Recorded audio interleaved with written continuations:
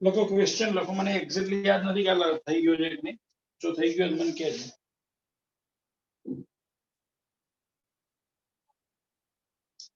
એક કણ 0 થી એ બિંદુ તરફ, એક કણ 0 થી એ તરફ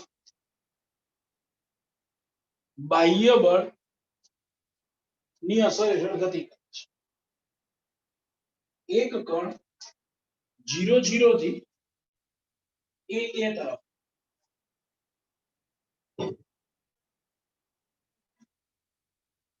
જીરો થી એ તરફ ગતિ કરે છે. બાહ્ય બળની અસર હેઠળ ગતિ કરે છે. જો બાહ્ય બળ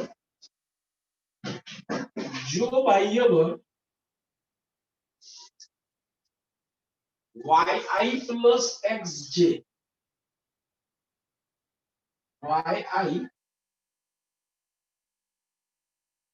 plus xj હોય તો, જો બાહ્ય બળ yi plus xj હોય તો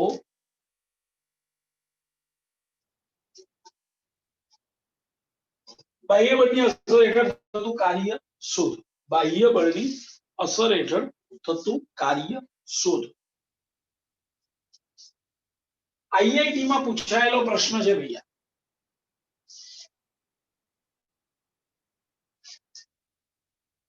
બોલો ભાઈ, ક્લિયર છો? રકમ લખાઈ ગઈ બધાને? ઓકે, તો સ્ટાર્ટ કરીએ. ભાઈ આપણને ખબર છે કે અહીંયા આગળ જે બળના ઘટકો આપી દીધેલા છે, તો કાર્ય માટે એક સૂત્ર આપણું આ ચલબળ છે. જો y અને x બદલાય એમ બળ બદલાય છે, સ્થાન બદલાય. તો ચલબળનું સૂત્ર શું હતું? Integration f dot dr.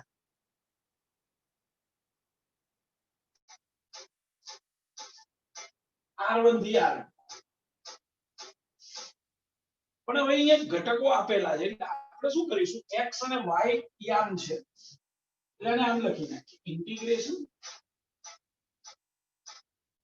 fx dx plus integration fx dx plus fy dy. શું કરી નાખ્યું? f ના ઘટકો લખી નાખ્યા fx અને dr નો ઘટક dx plus fy dy plus fz dz લખી શકે, પણ અહીંયા z યામ છે નહીં એટલે લખતા નથી. ક્લિયર છે? ઓકે ભાઈ, ક્યાંથી ક્યાં સુધી છે? તો 0 થી એ.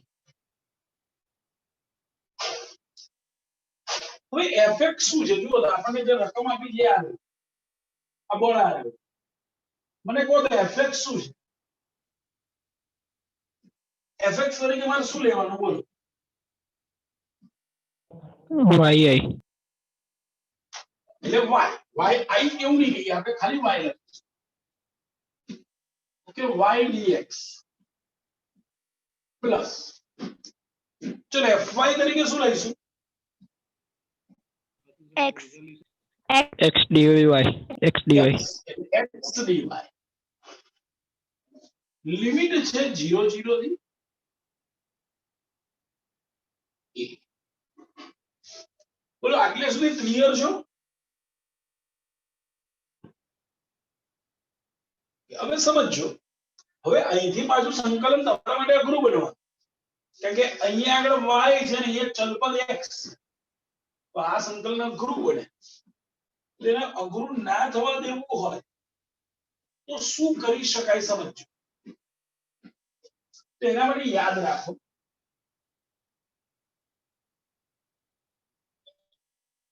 જો x y નું વિકલન કરવાનું, x into y નું જો આપણે વિકલન લઈએ ને, તો મેં તમને ગુણાકાર માટેનો નિયમ કીધેલો. એક પદ અચળ બીજાનું વિકલન પ્લસ બીજું અચળ પહેલાનું વિકલન. મેં તમને આ યાદ કરાયું હતું? જો યાદ હોય તો સાતમા ચેપ્ટરની થિયરી દરમિયાન આપણે આનું વિકલન હમણાં એક બે લેક્ચર પહેલા જ લીધેલું છે આ ઉપયોગમાં.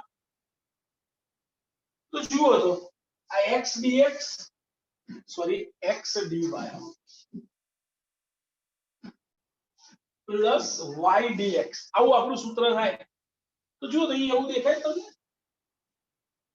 આ x dy વત્તા y dx દેખાય છે. એનો અર્થ એવો કે x dy વત્તા y dx ની જગ્યાએ હું શું લખી શકું d of xy એટલે લખીશું is equal to integration d of xy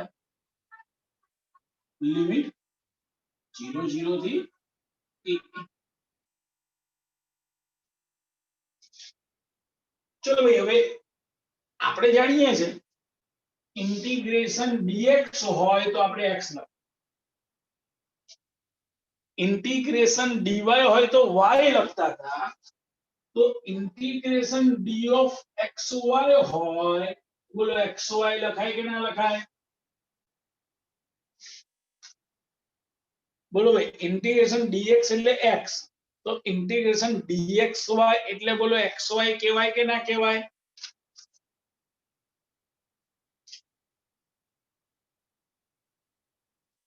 બોલો ભાઈ ખ્યાલ આવ્યો છે? ઇન્ટિગ્રેશન dx એટલે x તો ઇન્ટિગ્રેશન dxy એટલે બોલો xy લખાય કે ના લખાય? हाँ सर. તો અહીંયા જો ઇન્ટિગ્રેશન dxy હતો તેની જગ્યાએ જો હું લખું છું xy લિમિટ 0 થી a.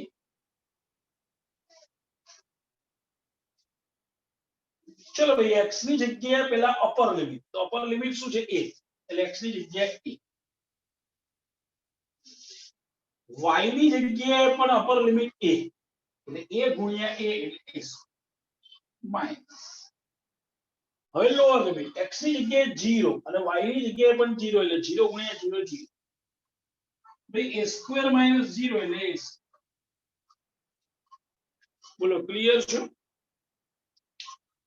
બોલો ભાઈ ખ્યાલ આવે દરેકને? ભાઈ ખબર પડી છે બધાને? સર રિપીટ કરાવો. શ્યોર ધ્યાન રાખજો. મેં આને એકદમ સિમ્પલ બનાવવા માટે તમને આ વસ્તુ યાદ કરાવડાવી છે. સમજ આપણને પ્રશ્ન આવો આપેલો છે કે ભાઈ કોઈ એક કણ પર આટલું બળ લગાડીએ છે એને કારણે તે 0 0 થી a પર જાય છે તો આ બળની અસર હેઠળ કાર્ય કેટલું? આવો પ્રશ્ન છે. મેં શરૂઆત આ રીતે કરી કે ભાઈ ચલબળમાં કાર્યનું સૂત્ર છે ઇન્ટિગ્રેશન f ડોટ dr. હવે f ના ઘટકો આપણે ખબર છે કે fx fy fz અને dr ના ઘટકો એટલે dx dy dz. એટલે મેં શું કર્યું ઇન્ટિગ્રેશન f ડોટ dr હતું એની જગ્યાએ integration fx dx fy dy fz dz લખી શકાય.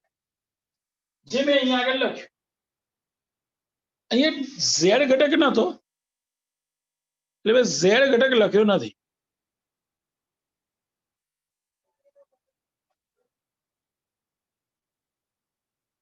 એટલે જો મેં લખ્યું છે ઇન્ટિગ્રેશન fx dx fy ત્યાંથી ક્યાં સુધી લિમિટ તો આપણી r1 એટલે 0 0 થી r2 એટલે a સુધી. હવે fx એટલે y અને fy એટલે x મૂકી દીધું. હવે આ સંકલન તો આપણે બહુ અઘરું પડે ભાઈ. એના માટે તો આદેશની રીતને 12th નું ઇન્ટિગ્રેશન ભણવું પડે. તો મેં એને સહેલું બનાવી આપ્યું સ્પેશિયલી બી ગ્રુપ વાળા માટે કે ભાઈ d of xy હોય તો આપણને ખબર છે કે ભાઈ બે ભૌતિક રાશિનો ગુણાકાર અને એનું વિકલન કરીએ તો એક પદ અચળ બીજાનું વિકલન પછી પ્લસ બીજું અચળ અને પહેલાનું વિકલન એ સૂત્રનો ઉપયોગ કરે x dy વત્તા y. એનો અર્થ એવો છે x dy વત્તા y dx હોય તો શું લખી શકાય d of xy તો એ જ વસ્તુ છે અહીંયા y dx વત્તા x dy એટલે આ છે. એની જગ્યાએ શું લખી શકાય d of xy તો મેં લખી રાખ્યું એની જગ્યાએ d of x બાકી બધું as it is. હવે મને ખબર હતી ઇન્ટિગ્રેશન dx એટલે x તો ઇન્ટિગ્રેશન dxy એટલે x હોય, જે મેં અહીંયા મૂકી ઇન્ટિગ્રેશન dxy dx લિમિટ 0 0 થી હવે આ બંને વચ્ચે ગુણાકાર છે એટલે પહેલા x અને y ની અપર લિમિટ મૂકી તો a અને a એટલે a ગુણ્યા a ઇઝ માઈનસ, હવે x અને y ની જગ્યાએ લોઅર લિમિટ 0 0 એટલે 0 ગુણ્યા 0 0 સ્ક્વેર માઈનસ 0. બોલો ક્લિયર છો? हाँ सर. ભાઈ આઈઆઈટી માં પૂછાયેલો પ્રશ્ન છે, ધ્યાન રાખજો. હવે બધા આવડવો જોઈએ. ઓકે, નવો પ્રશ્ન લખો ભાઈ, નવો પ્રશ્ન લખો.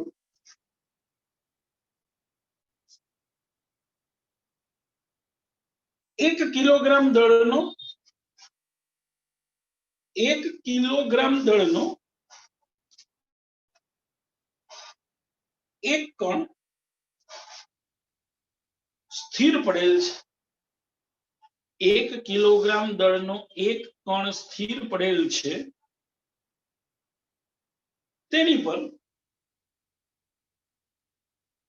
3t square plus 2 3t square plus 2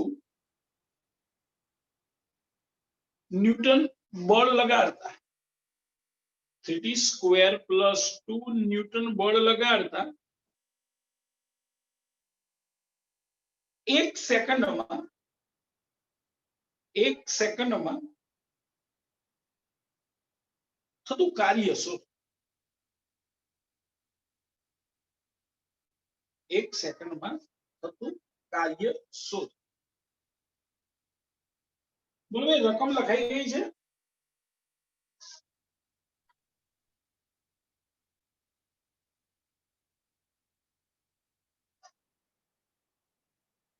જવાબ બાબત મને ખ્યાલ આવે લખાઈ ગયું છે કે નહીં? हाँ सर. हाँ सर. ઓકે, ચલો તો હવે ગણીએ.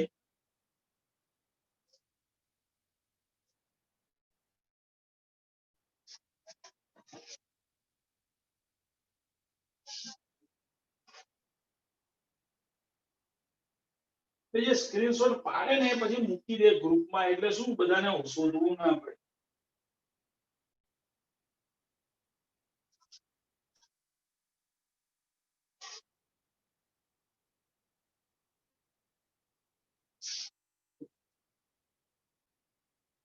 ભાઈ પ્રશ્ન શું હતો? તો કે 1 કિલોગ્રામ દળનો કણ, જો ભાઈ m is equal to 1 kilogram, શરૂઆતમાં સ્થિર હતો એટલે પ્રારંભિક વેગ 0 છે. એની પર બળ લાગે છે f 3t સ્ક્વેર પ્લસ 2, તો 1 સેકન્ડને અંતે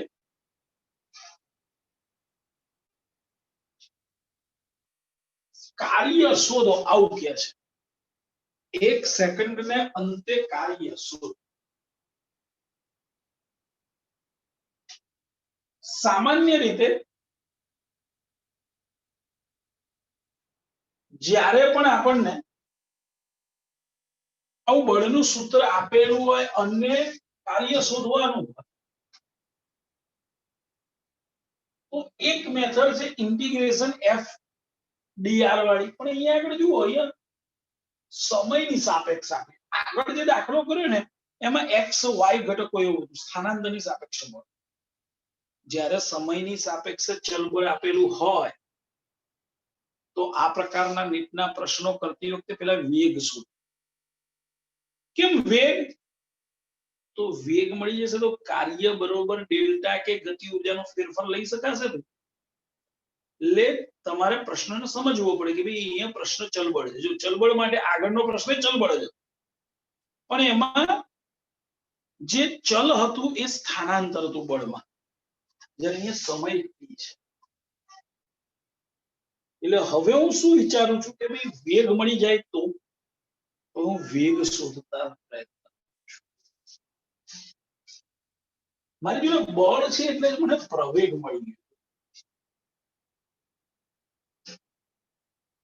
આમ તરત આપણે ખબર પડી જોઈએ સર, બળ ભાગ્યા દળ, બળ ભાગ્યા દળ.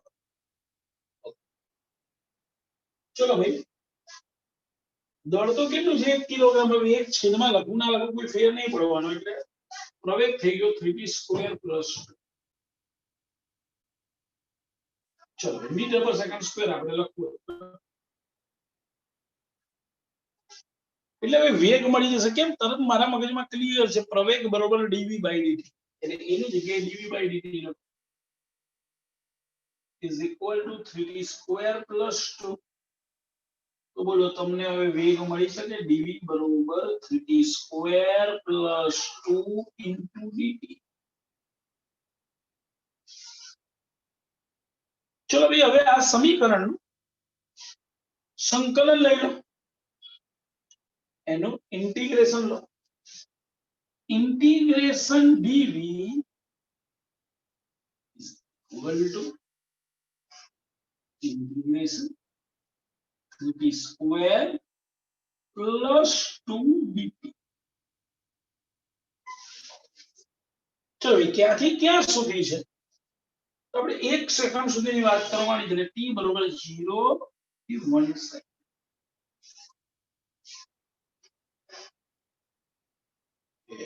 આ તો વેગનો ફેરફાર, વેગ મળશે 0 થી 1 સેકન્ડ. આપણે એક કામ કરીએ, આ થોડુંક લિમિટ મૂકી દઈએ, પણ 1 ની જગ્યાએ કોઈ પણ t ક્ષણ માટે વાત કરીએ, એટલે 0 થી t લઈએ, પછી લિમિટમાં t 1 મૂકીશું. ચલો તો t બરોબર 0 ક્ષણે વેગ તો 0 પ્રારંભિક વેગ, એટલે g, અને t ક્ષણે વેગ ધારી લો કે v છે, જે આપણે શોધવા. હવે તમને ખબર છે ઇન્ટિગ્રેશન dv એટલે v, લિમિટ 0 થી v is equal. ભાઈ તમને બધાને ખબર છે 3t² નું સંકલન, 3m/t² નું સંકલન t³ બાય પ્લસ 2 નું સંકલન 2t, લિમિટ 0 થી. જુઓ તો આ 3 તો ગયા. હવે અહીંયા આગળ લિમિટ મૂકશો તો v - 0 એટલે v જ થશે, એટલે અહીંયા આગળ v equal to t³ plus 2t. હવે લિમિટ મૂકશો તો t ની જગ્યાએ t 0 મૂકવાનું, એટલે કોઈ ફેર નહીં પડે. આનું આ સૂત્ર રહેશે. એટલે જો વેગનું સૂત્ર મળી t³ plus 2t. તો આપણે t બરોબર 0 સેકન્ડનો વેગ તો ખબર જ છે, તો t બરોબર 1 સેકન્ડનો વેગ શોધી શકાય. સમીકરણમાં t બરોબર 1 સેકન્ડ મૂકતા વેગ મળશે. ચલો 1 મૂકો, 1 નો ક્યુબ 1, અને 2 into 1 એટલે 2, એટલે 1 plus 2. ભાઈ 1 plus 2 એટલે 3 મીટર પર સેકન્ડ. ચલો વેગ તો મળી, ક્યારે? t બરોબર 1. તો હવે કાર્ય, ભાઈ કાર્ય w બરોબર ડેલ્ટા t. ડેલ્ટા t એટલે half m v² minus v0. ભાઈ m તો 1 છે, એટલે ના લખો તો ચાલે, એટલે હાફ. ચલો v², v છે 3 નો વર્ગ નો, અને v0 તો 0 એટલે 0. That means 4.5 joule. 4.5 એક આ મેથડ થી કોઈ એમ પણ વિચારી શકે સાહેબ તમે આ પ્રવેગ પરથી વેગ શોધ્યો, તો વેગ પરથી સ્થાનાંતર શોધો, સ્થાનાંતરનું સૂત્ર મેળવો, 1 સેકન્ડમાં મેળવો, સ્થાનાંતર લખો, અને પછી f * d લખીએ તો ચાલે. અને પ્રોસેસ તમારી સંકલન ડબલ વાર થશે એટલે તમને જ અઘરું એટલા માટે આપણે જ્યારે પણ બળનું સૂત્ર ટી ના સ્વરૂપમાં આપેલું હોય તો W બરોબર ડેલ્ટા કે વિચારી જ વેગનું સૂત્ર મેળવી લો પછી ડેલ્ટા કે ના સૂત્ર માટે જે વેગ જોઈએ છે મેળવી તમને આ સમીકરણમાં બરોબર ક્લિયર છો જોઈ લો ભાઈ હા ક્યાંય સર મને પૂછો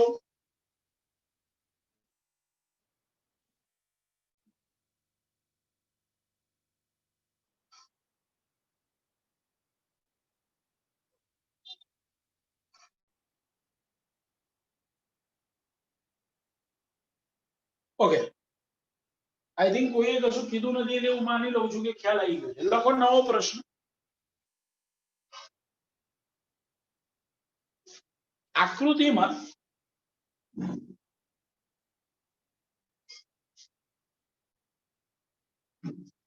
પ્રશ્ન લખો આકૃતિમાં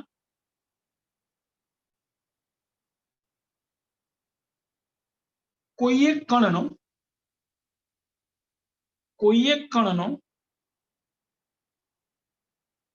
બળ વિરુદ્ધ સ્થાનાંતરનો આલેખ દર્શાવેલો છે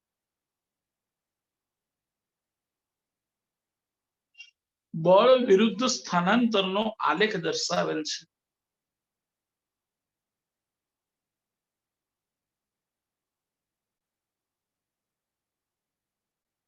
આ કણનું દળ 2 કિલોગ્રામ છે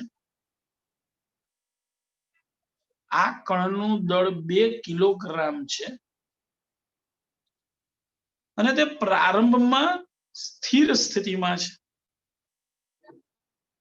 અને તે પ્રારંભમાં સ્થિર સ્થિતિમાં છે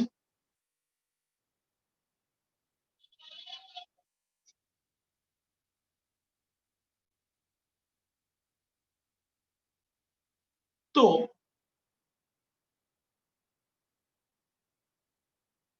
કાર્ય શોધો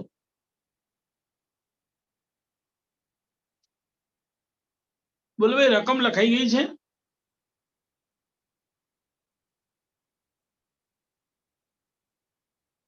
ઓકે કોઈ આન્સર નથી ધેટ મીન્સ હું સ્વીકારી લઉં છું हाँ सर કે રકમ લખાઈ ગઈ છે ઓકે ચલો ભાઈ જે આલેખ આપ્યો છે એની વાત કરી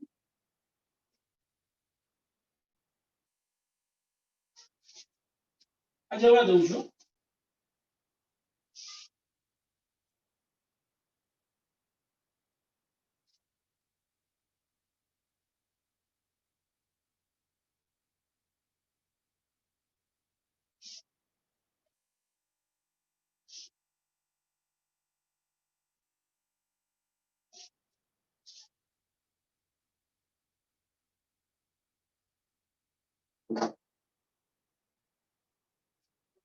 આપણે એક આલેખ આપેલો છે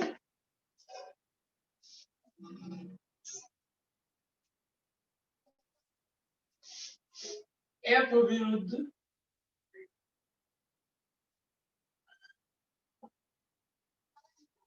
સ્થાનાંતરનો આલેખ છે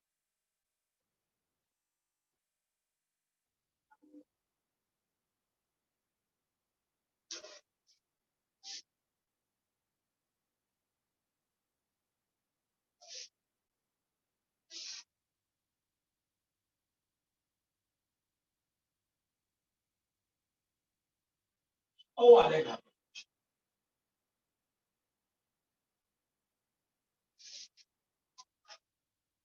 અહીંયા આ x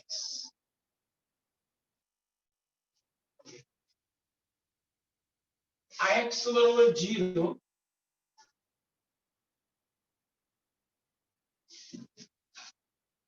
આ 1 આ 2 મીટર અને આ 3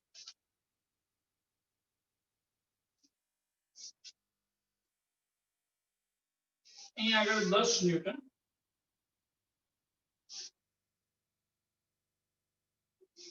અને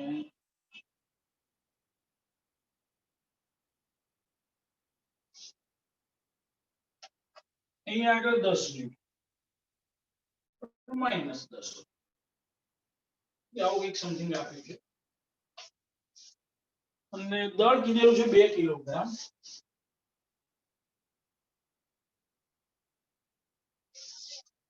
અને પ્રારંભમાં સ્થિર છે એવું કીધેલું છે that means પ્રારંભિક વેગ છે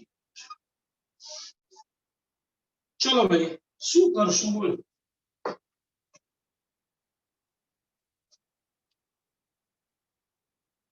બોલો ભાઈ શું કરશું ભાઈ નીટના લેક્ચરમાં તમારે સતત જવાબ આપતા રહેવું પડશે બાકી તમે એમ વિચારો કે નીટના લેક્ચરમાં પેલા થિયરીના લેક્ચરની જેમ ચૂપચાપ બે રહેશો નહીં ચાલે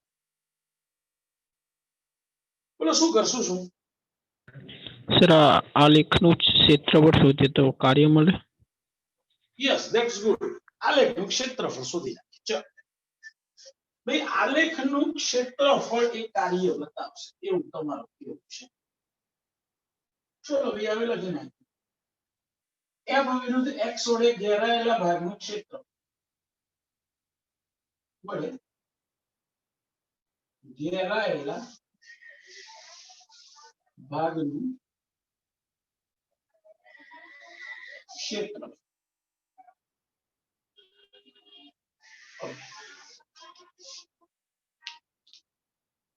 ચલો ભાઈ ક્ષેત્રફળ કઈ રીતે શોધશું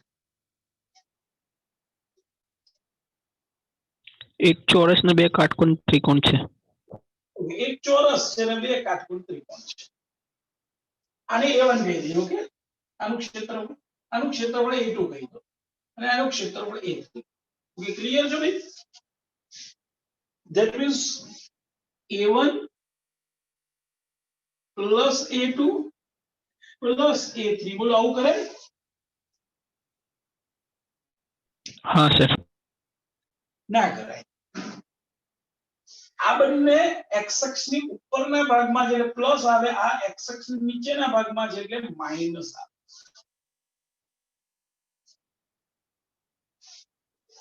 એટલે a3 ની આગળ માઈનસ ની નિશાની a1 plus a2 minus a3 okay ચાલો a1 શું થશે બોલો લંબાઈ ગુણ્યા પહોળાઈ કરવાની છે તમારી સામે જે આકૃતિ તમે મને કહો શું થશે a1 10 કેમ તો કે લંબાઈ 1 મીટર પહોળાઈ 10 1 ગુણ્યા 10 એટલે 10 ચલો ભાઈ મેં આ તો શોધી નાખ્યું a1 તો મને આવડતું હતું a2 પણ તમને આવડતું હશે સર a2 કઈ રીતે શોધશું હાફ પાયો ગુણ્યા વેધ સર ધેટ્સ ગુડ હા ચલો પાયો શું છે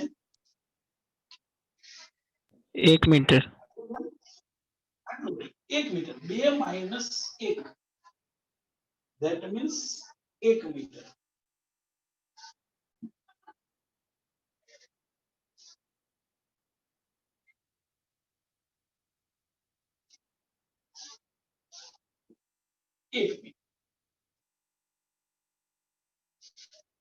અને વેધ આટલું થશે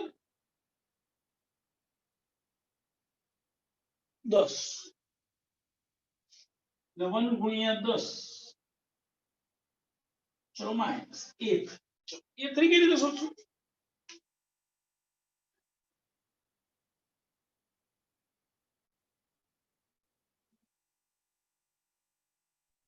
સર કાટકોણ ત્રિકોણ જ છે ને આ તો શોધો ચલો મન લગાવો સર પાયો ગુણ્યા આવે તો સર 3 મીટર થશે ને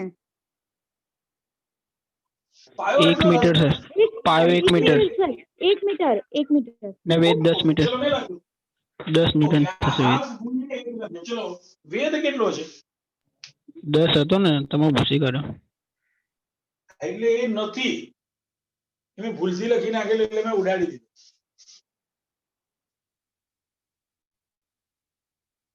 પ્રશ્નને મેં ટૂંકમાં અઘરો કરી નાખ્યો. હવે વેધ કઈ રીતે ઓછું? સર બંને જે ત્રિકોણ છે A2 એરિયા વાળો ને A3 એરિયા વાળો તેમાં બે ખૂણા સમાન થાય છે તો પેલો પ્રમેય સર બે ખૂણા સમાન થાય છે ને એક 90 એંગલ નો ને એક અભિકોણની જોડ તો બંનેના બાજુઓનો ગુણોત્તર સમાન થાય ને બંને ત્રિકોણોની. એવું તો આપણે કઈ રીતે કહી શકીએ? એમને સર આ જે A2 એરિયા વાળો જે ત્રિકોણ છે ને A3 એરિયા વાળો એમાં 90 અને જે અભિકોણની જોડ એ બંને ખૂણા સમાન છે તો પેલો ખોખો નિયમ આવતો હતો 10th માં તો બંને ત્રિકોણની જે બાજુઓ આવે એનો ગુણોત્તર લઈ લે તો એ સમાન થઈ શકે ને. That's good.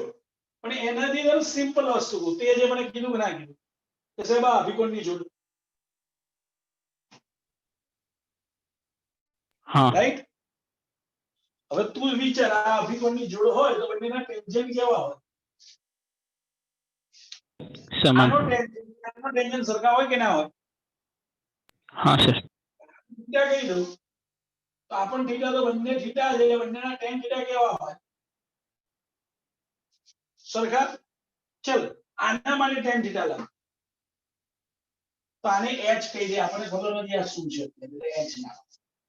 તો થીટાની સામે h અને પાસે તો આ એક જ છે ને 3 - 2 એટલે h/1 એટલે h. અહીંયા જો તો tan થીટા શું થશે A2 માટે? 10/1. 10/1 કારણ કે આટલું આમ 10/1 1 તો છેદમાં લખવાની જરૂર નથી તો જો ઓટોમેટિક h ની કિંમત મળી ગઈ 10. એટલે બોલો આ વેધ મળી ગયો કેવાય 10. ખ્યાલ આવ્યો છે ભાઈ? હા સર. ના સર યસ. ખબર આ નહીં રીતે તમે પડી શોધી શકો. ફરીથી જો આ પહેલા બે ના તો ક્ષેત્રફળ સિમ્પલ હતા. હવે મેં અહીંયા અઘરું બનાવવા શું કર્યું કે આ ના હવે તો કે સારું વેદ શું મળશે એ ખબર નથી એટલે હવે આપણે અહીંયા આગળ 9મા 10મા ધોરણનું મેથ્સ નો ઉપયોગ કર્યો કે ભાઈ આ તો ચોકડી દેખાય છે કે અભિકોણની જોડ દરેક બંનેના ખૂણા સમાન હોય તો આને જો હું થીટા નામ આપું તો આ પણ થીટા થાય. હવે આ ત્રિકોણની વાત કરી A2 તો tan થીટા બરોબર શું થાય તો કે સામે ભાગ્યા પાસે. સામે શું છે તો કે 10 મીટર. કેમ તો કે આ 10 છે એટલે 10 અને પાસે શું છે તો કે આ 2 - 1 એટલે 1 તો 10/1 એક છેદમાં જ એટલે લખતો નથી. હવે આના tan થીટાની વાત કરી તો કે સામે ભાગ્યા પાસે. તો કે સામે શું છે ખબર નથી h નામ આપી દીધું ભાગ્યા પાસે કોણ છે 1 તો 1 છેદમાં લખું ના લખું કોઈ ફેર નથી પડતું નથી. બંને એક જ થીટા છે બંનેના tan થીટા સરખા કહેવાય એટલે સરખાઈ દીધા એટલે h ની કિંમત મળી ગઈ 10. બોલો ક્લિયર છે બેન? હા સર. ઓકે. હવે તો તમને ખબર પડી ગઈ કે હાફ ગુણ્યા 10 હાફ ગુણ્યા 10 એક પ્લસ એક માઈનસ ઉડાડી દો તો બોલો સીધો કાર્ય મળી ગયું 10 જૂલ. બોલો ક્લિયર છે?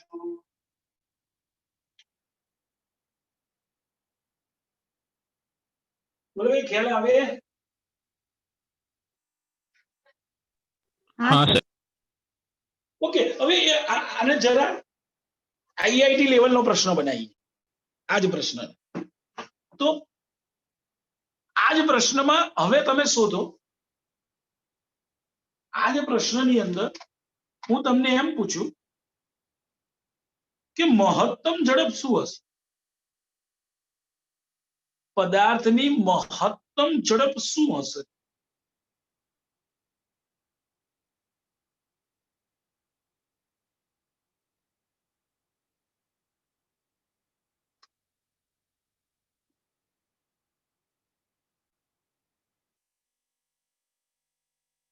બોલો ભાઈ.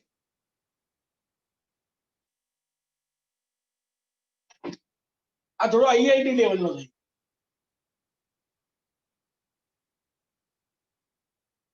મહત્તમ ઝડપ કેટલી પ્રશ્ન આવવા એટલે આની અંદર મેં બે પ્રશ્ન પાડી દીધા એક પ્રશ્ન મેં તમને કાલે સોલ્વ કર્યો તમને આવડી ગયો અને એને અઘરો બનાવી દીધો આ ભાગ ના આપ્યો એ પણ આઈઆઈટી લેવલનો પ્રશ્ન ડીપ લેવલનો પ્રશ્ન હવે આ પ્રશ્નને હજી ટ્વિસ્ટેડ પાર્ટ થઈ કે મહત્તમ ઝડપ શું સર મહત્તમ ઝડપ એટલે તમે અંતિમ વેગ કહો છો કે ના ના ના આ સમગ્ર ગતિપથ દરમિયાન અહીંથી અહીંયા સુધીમાં એ 0 થી 3 મીટર સુધી પહોંચ્યો ત્યાં સુધીમાં એની મહત્તમ ઝડપ શું હશે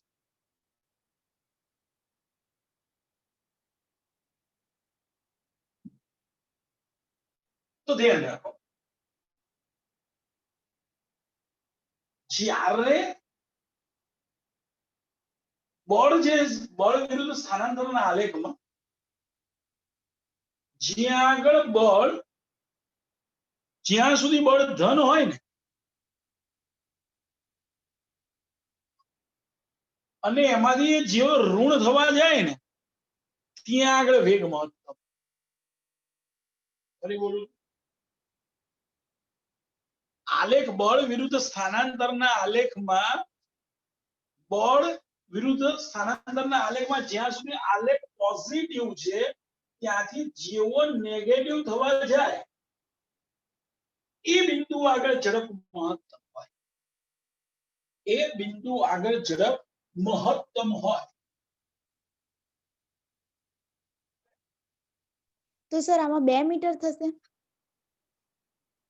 એ તો અંતર થયું બેન 2 મીટર આગળ મહત્તમ હશે ત્યાં આગળ ઝડપ કેટલી છે મને નહીં ખબર એ તો શોધવાની છે અથવા બીજી વસ્તુ કે આવું પણ તમે યાદ રાખી શકો કે બળ વિરુદ્ધ સ્થાનાંતરના આલેખમાં જ્યાં આગળ બળ 0 થાય આ નોંધ લખવાની હો બળ વિરુદ્ધ સ્થાનાંતરના આલેખમાં જ્યાં આગળ બળ 0 થાય ત્યાં આગળ ઝડપ મહત્તમ હોય લખી નાખો બળ વિરુદ્ધ સ્થાનાંતરના આલેખમાં જ્યાં આગળ બળ શૂન્ય થાય બળ વિરુદ્ધ સ્થાનાંતરના આલેખમાં જ્યાં આગળ બળ શૂન્ય થાય ત્યાં ઝડપ મહત્તમ હોય લખી રાખો આ બધી વસ્તુ જે લખાવું ને એને તમારે એ રીતે બોક્સમાં લખવાનું કે 12મા ધોરણની એક્ઝામ પતે ને ત્યારે વાંચો તો એ યાદ આવે અને વાંચવાનું છે એવું ખબર પડે એટલે એને એ બધી વસ્તુને નોંધ જે લખો ને એ ફર્સ્ટ ક્લાસ સ્કેચ પેન થી કે રંગીન પેન થી એને બોક્સ બનાવી દેવા કે ભાઈ આ વાંચવું જ પડે આવા સર હા બોલ બેલા સર બળ 0 થાય તો ઝડપ કેવી રીતે મહત્તમ થાય એ સમજાવો એટલે અમુક વસ્તુ છે ને આપણે જ્યારે થોડુંક લોજિકલી આઈઆઈટી લેવલનું હોય ને તો અમુક વસ્તુ સ્વીકારવાની હોય તારા માટે એટલું કહી શકું કે રિયલમાં મેથ્સનો પોર્શન આવી જાય છે કે બળ 0 ધેટ મીન્સ પ્રવેગ 0 અને જ્યારે પ્રવેગ 0 હોય ત્યારે મેથ્સનો નિયમ એવો છે વિકલનનો કે જે બિંદુ આગળ વિધેય શૂન્ય થાય ત્યાં આગળ જેના વિકલન હોય એ વિધેય માટે એ મહત્વ હા સર ચેપ્ટર 4 માં પણ તમે આવું લખાવ્યું હતું ચેપ્ટર 4 માં લખાવ્યું હતું તમે આવો એક નિયમ લખાયો કે કોઈ પણ વિધેય મહત્તમ કે ન્યૂનતમ માટેની શરત મેં તમને લખાઈ અને એ શરત એવી હતી વિધેયનું ચલપદની સાપેક્ષે વિકલન બરોબર 0 હોય ત્યારે તે બિંદુ આગળ વિધેય મહત્તમ કે ન્યૂનતમ હોય અને હોય જ હવે અહીંયા આગળ બળ છે એટલે બળ છે ધેટ મીન્સ તમને રિયલમાં પ્રવેગ આપ્યો કહેવાય પ્રવેગ એટલે a = dv/dt એટલે રિયલમાં આપણું વિધેય છે વેગનું અને એને આધારે મેં આ સ્પષ્ટતા કરાવી પણ એ બધી સ્પષ્ટતા છે ને હાયર મેથ્સ વાળાને ખબર પડે અને એ પણ તમે 11-12 ભણી ગયા હોય ને પછી આવે હવે એ તો પોસિબલ નથી અત્યારે જે હું 12મું ધોરણ પતાવું પછી તમને આ નીટનું આ વસ્તુ શીખવાડે એવું તો તમે નીટના પ્રશ્નો કરી ન શકો. એટલે અમુક જે વસ્તુ છે જ્યાં મને એવું લાગે ભાઈ આ તો અત્યારે આ લેવલે તમને નથી ખબર પડવાની, તો ત્યાં હું નોંધ તરીકે લખાય. એ નોંધ એના માટે હોય છે કે જે તમારા માટે 12મા ધોરણના સિલેબસ સુધી મેન્ટલી ઓન ધ સ્પોટ તમે જવાબ આપી ના શકો, આ વસ્તુ તમે સમજી ના શકો, એને પ્રૂફ કરવા માટે તમારી જોડે વધારે નોલેજ જોઈએ, જે નથી અત્યારે. કારણ કે અત્યારે તમે હજી લોઅર કક્ષામાં છો, 11th 12th પૂરું થાય પછી આ બધું ખબર પડે. પછી તમને જ્યારે 12th પતશે ને પછી એમ થશે આ જો સાહેબે તો આપણે કેવી નોંધ લખાઈ, આ તો રિયલમાં આની પરથી આવતું. અને જ્યાં સુધી આપણે ભણીએ નહીં ત્યાં સુધી આપણા માટે નવું છે. એટલા માટે હું નોંધ લખાવું છું કે જેથી કરીને એને તમારે સ્વીકારી લેવું પડે. અત્યારે હાલ પૂરતું તમારે સ્વીકારવું. પણ રીઝન આ છે, મેં જે તમને પેલી મહત્તમ ને ન્યૂનતમની શરત લખાઈ ને એની પરથી આવે છે.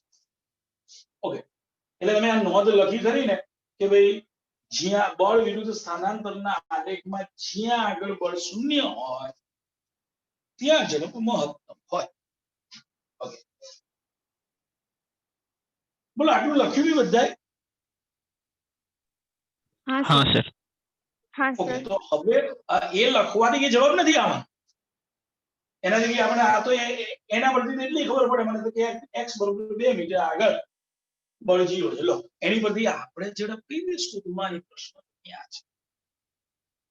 તો હવે જો હું શું વિચારું છું, જો હવે હું એને કઈ રીતે વિચારું છું એ જોજો. અને એ જે હું વિચારું છું ને એવું તમારે વિચારતા થવાનું છે. પહેલા ધડાકે નહીં થાય. 1 વાર 2 વાર 3 વાર 4 વાર આ રીતે એનો ઉપયોગ કરશો ને ત્યારે તમારા મગજમાં આવશે. એટલે હું શું વિચારું છું, જો મને એટલી ખબર છે કે x બરોબર 0 આગળ 0 છે. કેમ ખબર છે મને? તો કે રકમમાં લખેલું છે કે પ્રારંભમાં સ્થિર છે. જો રકમમાં તમને મેં લખાયું છે કે શરૂઆતમાં સ્થિર છે. ધેટ મીન્સ x બરોબર 0 આગળ હતો ત્યારે એ શરૂઆતમાં સ્થિર હતો. x બરોબર 2 મીટર આગળ એનો વેગ મહત્તમ છે એ આપણને ખબર પડી ગઈ છે. હવે તો અહીંથી 0 થી 2 મીટર સુધીના વિસ્તારમાં આપણે કાર્ય ઊર્જા પ્રમેય લઈ લઈએ તો ભાઈ x બરોબર 0 થી x બરોબર 2 મીટરના વિસ્તારમાં w બરોબર ડેલ્ટા કે લેતા.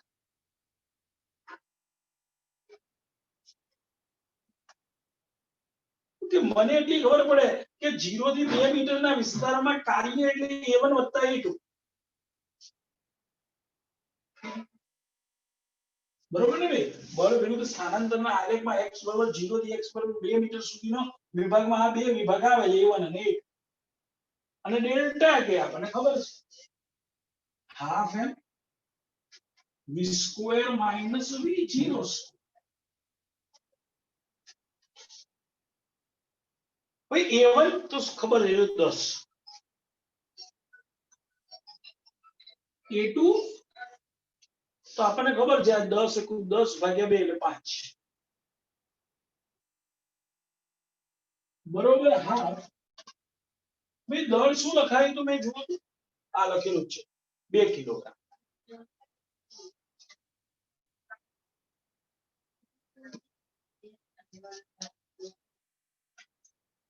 Okay, v². ભાઈ v શું છે? તો x બરોબર 2 આગળનો વેગ કહેવાય ને આપણે. તો x બરોબર 0 થી 2 એટલે અંતિમ વેગ, એને આપણે vm નામ આપીશું. તમે vm લખો તો v રાખો તો એ ફેર નહીં પડવાનો. હું vm લખું છું -v0 તો 0 છે. તો 10 ને 5 15, આ 2 કેન્સલ, vm².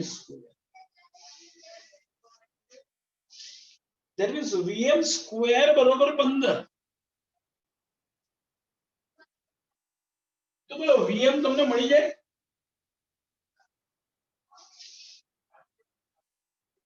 √15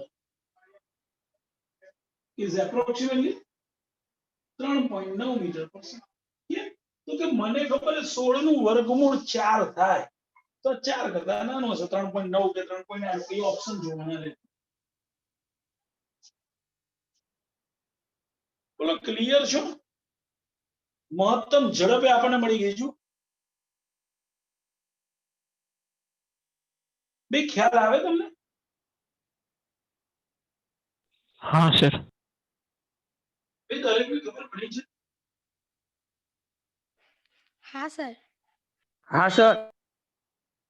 જો બે જ પ્રશ્નમાં એટલે મેં તમને અલગ અલગ પ્રકારની બધી વસ્તુઓ લઈ આપી છે જે નીટ માટે અઘરામાં અઘરું કાઢવું હોય તો આવું આવું નીકળી છે આ ચેપ્ટરમાં. આવું વિચારતા તમારે થવાનું છે.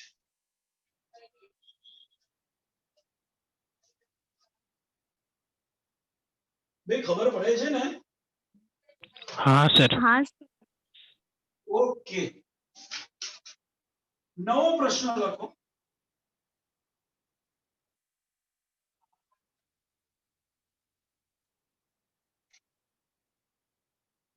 લખો.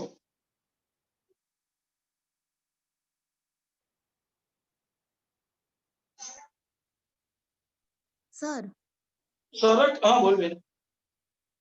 સર અમારે 3 વાગે ક્લાસીસ પર લેક્ચર છે, સો કેટલા વાગે? 3 વાગે અને સર એક્ઝામ બી છે. એવું છે? હા સર. સોરી હું ભૂલી ગયો, મને ખબર જ નથી. તો કઈ નહીં, આપણે આજે આટલું રાખીએ છીએ. પણ આ તમને આ રીતે મને ફાવ્યું તો, કારણ કે મને થોડો હાથ દુખતો હતો એટલે અક્ષર બરોબર નથી આવતા. તમને બરોબર ફાવ્યું તું? હા સર હા, બરાબર સર. છે હા સર. સર બરાબર છે. ઓકે. એટલે હજી છે ને એકાદ વીક મારે આવી પરિસ્થિતિ રહેશે કદાચ, પછીથી હું ત્યાં આવીશ. હા ઓકે સર. ઓકે, ચલો ભાઈ મળીએ. બાય. Bye sir. બાય.